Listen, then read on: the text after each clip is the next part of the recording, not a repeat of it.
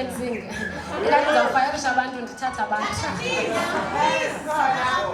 Okay.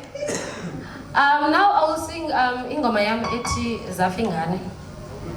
So I was very touched by the screening today because I'm from Ekapa and everything that we saw there, I've experienced it.